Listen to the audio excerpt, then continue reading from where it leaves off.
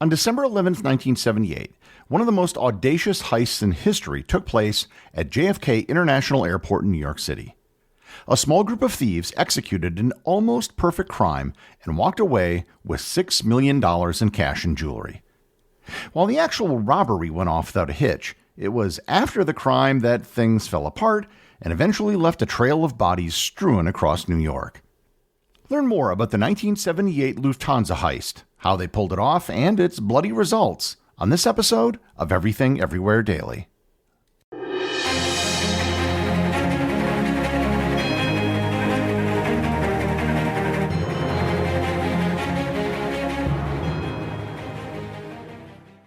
This episode is sponsored by NerdWallet. Nerds!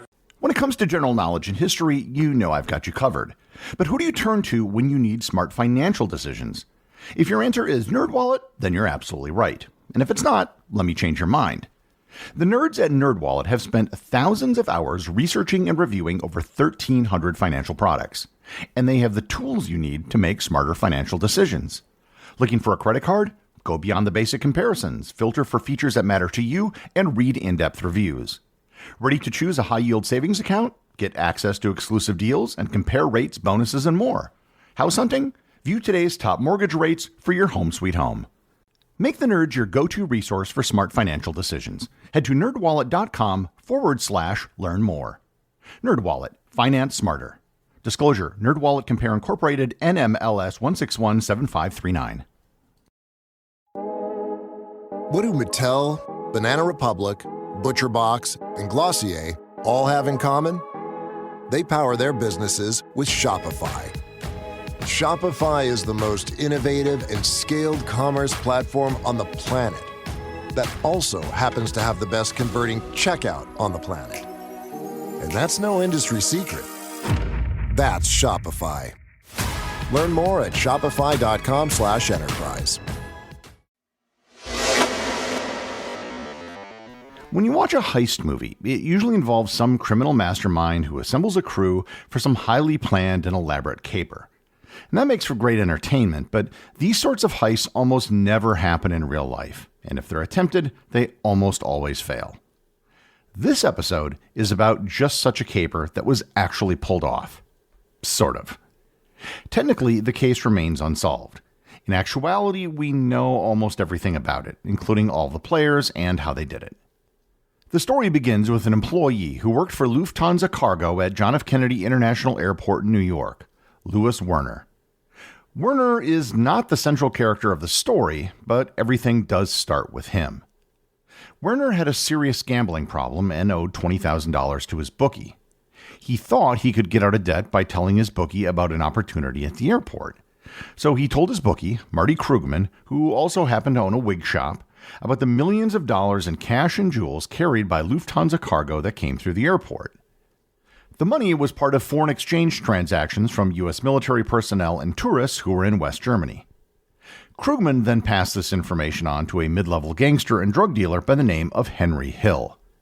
Hill then passed the information along to his mentor in crime and the person who is the center of this story, James, a.k.a. Jimmy the Gent, Burke. Burke was a career criminal and a mobster who was an associate of the Lucchese crime family, one of the 5 major mob families in New York. However, due to his Irish accent, he was not a made man. Burke was known for his involvement in various criminal enterprises, including gambling, drug trafficking, and robbery. Burke realized that this was an opportunity for a huge payday.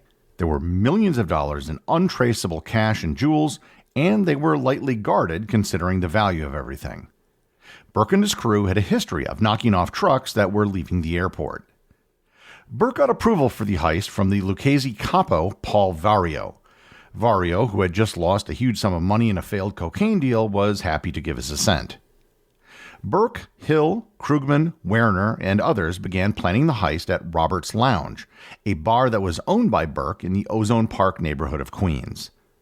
With Werner's inside information, they were able to craft a highly elaborate plan.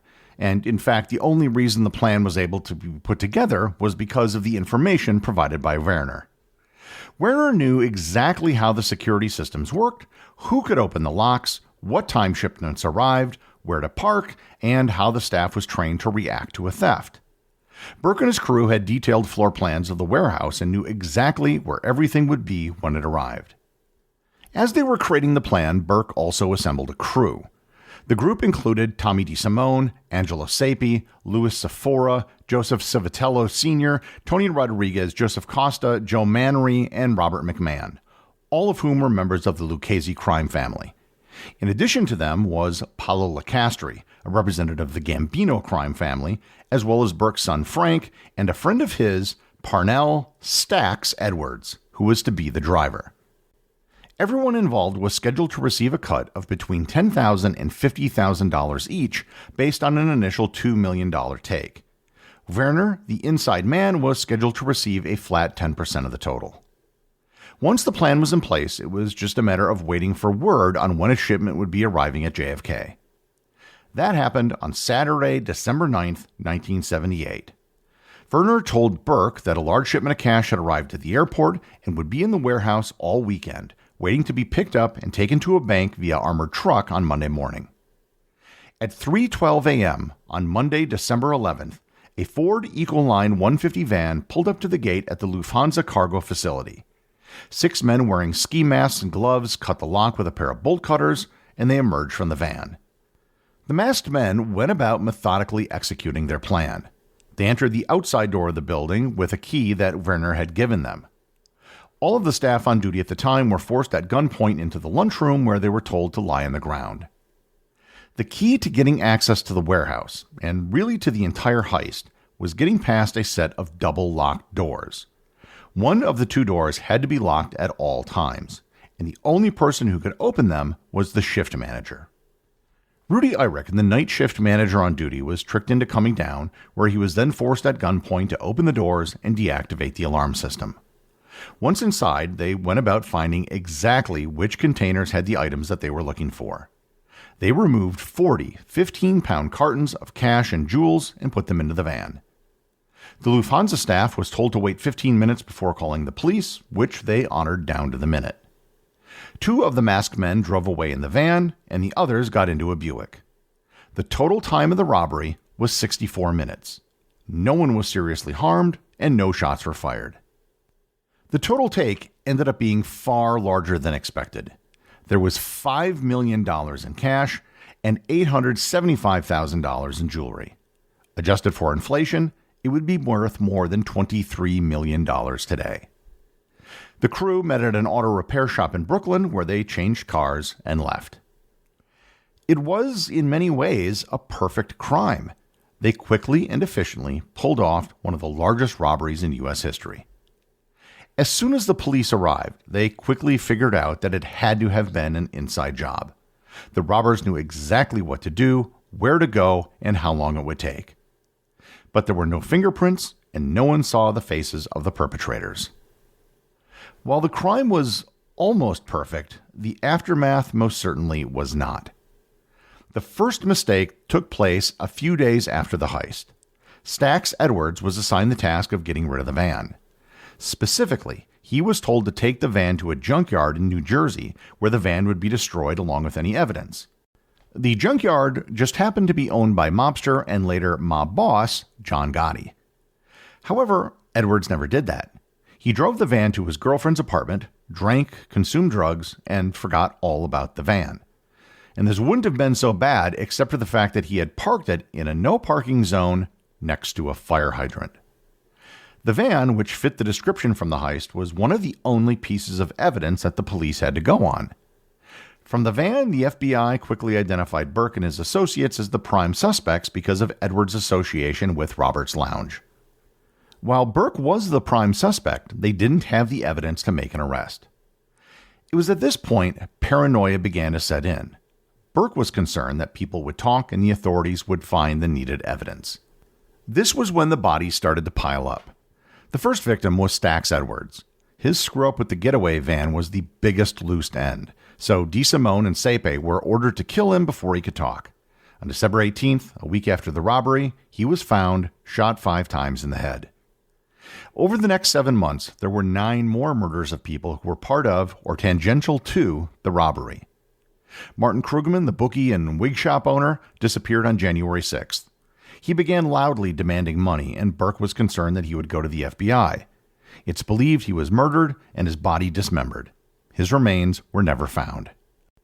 Thomas DeSimone, who was one of the main figures in the heist and who murdered Stax Edwards, was himself murdered on January 14th for reasons unrelated to the heist. The reason for his death was the murder of 2 members of the Gambino crime family. Louis Kieffer, who was assigned the task of laundering the money, directly countermanded Burke's orders not to buy anything flashy. A week after the robbery, he purchased a pink Cadillac for his wife. And unlike most mobsters, he talked about mob business with his wife. Both Kieffer and his wife disappeared in March 1979, and their bodies have never been found. Joe Manry, an associate of Burke, worked Air France and had inside information. Fearing he was going to turn state's witness, he was found on May 15, 1979, in a parked car shot execution style. Paolo Lacastri, the Gambino representative, was found with his body riddled with bullets on June 13, 1979. These were only the main players who were murdered in the months after the robbery. Other people were killed as well who were tangentially related. Only one person has been arrested and convicted in connection with the crime in the over 40 years since the heist. In 1979, Louis Werner, the inside man, was convicted to 15 years in prison. Henry Hill, who had introduced Burke to the job, ended up entering the witness protection program due to drug charges in 1980. One of the reasons why he entered the witness protection program was because he was concerned that Burke was going to try to kill him just like he killed so many other people associated with the heist. Hill wrote a book that documented the robbery, which is how we know most of what we do. His book, Wise Guy, Life in a Mafia Family, became the basis for the 1990 film Goodfellas, directed by Martin Scorsese. Almost everyone else who wasn't murdered directly because of the robbery ended up murdered or imprisoned for unrelated reasons in the years that followed. Angelo Sapi was murdered in 1994 along with his girlfriend. Lucchese capo Paul Vario, who approved the plan, was sent to prison in 1984, and he died there in 1989. James Burke, the mastermind of the plan, was arrested in 1980 because of a Boston College basketball point-shaving scandal. While in prison, he was also convicted of murder. He died in prison in 1996 from cancer at the age of 64. There was one final person who was brought to trial in connection to the heist. In 2014, Vincent Asaro of the Bonanno crime family was accused of the crime and brought to trial at the age of 78. He was acquitted because there was no evidence connecting him. However, he did wind up in prison anyhow a few years later due to a road rage incident. The Lufthansa heist remains one of the most notorious unsolved crimes in U.S. history. To date, none of the money or jewels taken from the Lufthansa cargo warehouse has ever been recovered, and it's widely believed that much of it was laundered or used to finance other criminal activities. The Lufthansa heist remains a hallmark of criminal ingenuity and a reminder of the often violent consequences of organized crime. Despite the FBI's extensive efforts, no one outside of Louis Werner was ever fully prosecuted for the robbery itself, leaving the case a subject of fascination decades later. The executive producer of Everything Everywhere Daily is Charles Daniel. The associate producers are Benji Long and Cameron Kieffer. I want to give a big shout out to everyone who supports the show over on Patreon, including the show's producers. Your support helps me put out a show every single day. And also, Patreon is currently the only place where Everything Everywhere Daily merchandise is available to the top tier of supporters. If you'd like to talk to other listeners of the show and members of the Completionist Club, you can join the Everything Everywhere Daily Facebook group or Discord server. Links to everything are in the show notes.